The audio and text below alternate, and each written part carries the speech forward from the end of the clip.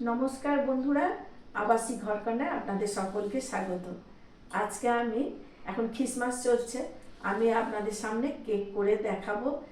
Gas কারো যদি cake oven নাও থাকে কিভাবে গ্যাসে করা যায় আমি সেইটাই দেখাবো আপনাদের। আসুন দেখুন, আমি কেক তৈরি করার জন্য দুটো ডিম নিয়েছি।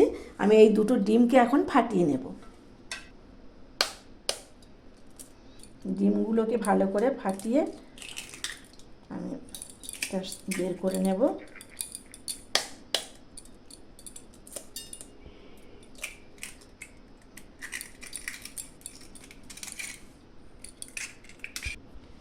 ডিমটাকে ভালো করে আগে আমি ফাটিয়ে নেব।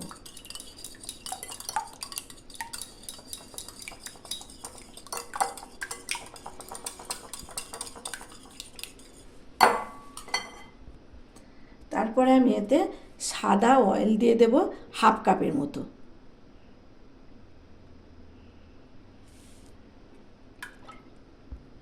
তারপরে আমি দিয়ে দেব হাফ কাপের একটু বেশি চিনি। এটাকে দিয়ে আমি ভালো করে ফেটিয়ে নেব।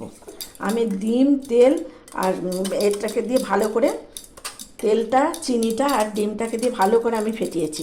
এবারে আমি এর মধ্যে ময়দাটা দিয়ে দেব। আমি ময়দা নিয়ে নিয়েছি 1.5 কাপের মতো। সেইটা ময়দাটা আমি একটু করে দিতে থাকবো। ভালো করে দিয়ে এইভাবে ময়দাটাকে মিশিয়ে নেব আমি।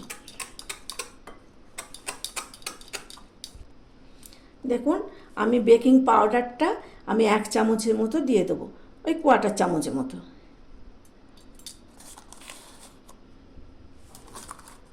এটাকে ভালো করে, বেকিং পাউডারটাকে দিয়ে ভালো করে আমি এটাকে মাখিয়ে নেব।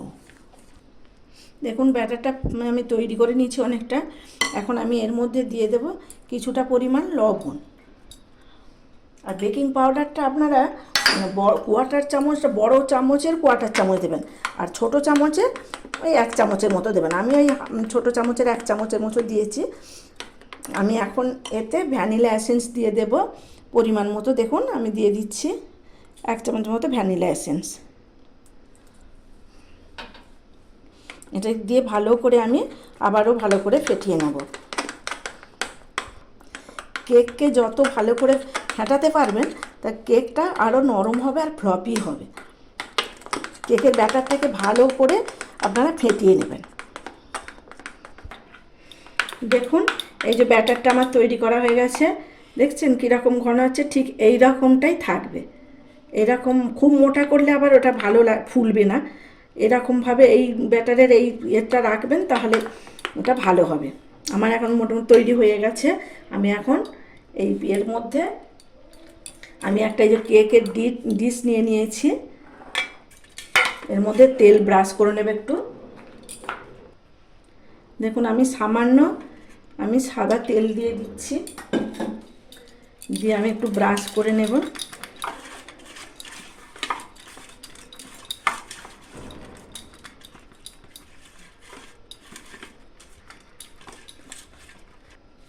দেখুন, আমি এখন এর মধ্যে একটা বাটার পেপার নিয়ে নিয়েছি। আমি বাটার পেপারটা এর মধ্যে ভালো করে বসিয়ে এতে সামান্য আমি তেল ব্রাশ করে নেব।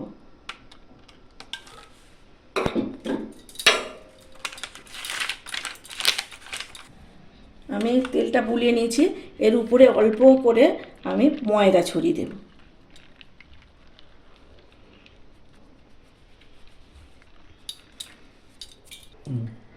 আমি এখন ব্যাটারটা এর মধ্যে সব দিয়ে দেব।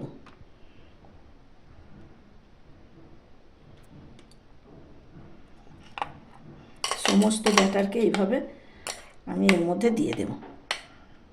আমি এখন ব্যাটারটাকে দিয়ে দিয়েছি। আমি এর মধ্যে দেখুন কিছু বাদাম আমি এর মধ্যে দিয়ে দেব। আমি দিয়ে দেব কিছু চীনা বাদাম, আলমন্ড কুচিয়ে রেখেছি, আলমন্ডগুলো দিয়ে দেব। দিয়ে দেবো কাজু,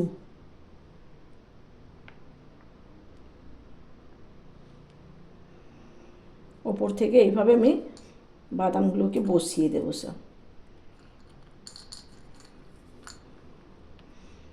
কিছু এরকম ড্রাই ফ্রুট দিয়ে দেবেন, তাহলে ভালো লাগবে দেখতে।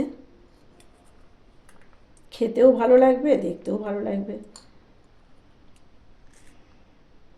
আপনারা এইভাবে একবার তৈরি করুন।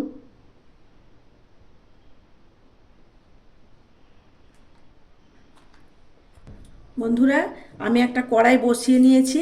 আমি কড়াইয়ের মধ্যে কি করে কেক তৈরি করা যায় তাই আমি নিয়ে এসেছি, সেটাই আপনাদের দেখাবো করে। এই কড়াইয়ের মধ্যে আমি এখন একটা খাবারের স্ট্যান্ড বসিয়ে নিলাম। এর উপরে আমি এটাকে বসিয়ে দেব। কেকের ব্যাটারটাকে আমি এইভাবে বসিয়ে দেব, দিয়ে আমি 30 মিনিটের মতো চাপা দিয়ে দেবো একে। আমি 30 মিনিটের মতো চাপা দিয়ে রেখে দেবো, তারপরে দেখাবো। কেন এটা একটু প্রথমে একটু বেশি হাই ফ্লেমে দেবেন, তারপরে মিডিয়ামে দিয়ে রাখবেন। বন্ধুরা, আমি 25 মিনিটের মতো রেখে দিয়েছিলাম চাপা দিয়ে। দেখুন কত সুন্দর হয়েছে। আমি একটু ভালো করে দেখি। দেখুন একটুও লাগছে না, তার মানে এটা হয়ে গেছে। দেখছেন তো, কেক ওভেন না থাকলে, মাইক্রোওভেন না থাকলেও ভালো যে একটা কেক করা যায় এইভাবে, সেইভাবে আমি করেছি। আপনার এটা ঠান্ডা করে আপনাদের দেখাচ্ছি নামিয়ে। বন্ধুরা, কেক ওভেন ছাড়াই কি সুন্দর তৈরি করে ফেললাম কেক।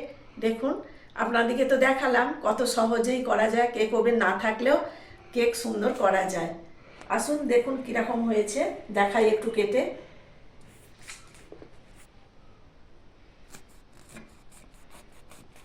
দেখুন কতটা নরম হয়েছে, দেখছেন কত জালিদার হয়েছে, কত নরম হয়েছে।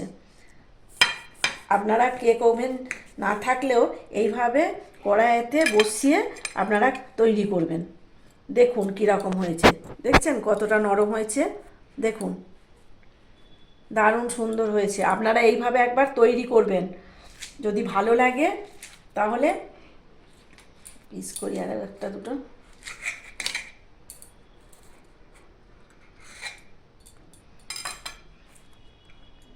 দেখুন কত সুন্দর হয়েছে, কত ফ্লপি হয়েছে, দেখুন নরম হয়েছে। আপনারা এইভাবে তৈরি করবেন, যদি ভালো লাগে আপনারা তৈরি করে এইভাবে খাবেন। যদি ভালো লাগে একটা লাইক করবেন আর চ্যানেলের পাশে থাকবেন। আপনারা আমার যেমনভাবে আছেন এইভাবেই আমাকে একটু সাপোর্ট করবেন আর আমার চ্যানেলটিকে সাবস্ক্রাইব করে রাখবেন। আপনারা ভালো থাকবেন, সুস্থ থাকবেন, সাবধানে থাকবেন। সামনে ক্রিসমাসে বড়দিন আসছে, আপনারা এইভাবে কেক তৈরি করে খাবেন। ততক্ষণের জন্য আসি, টাটা।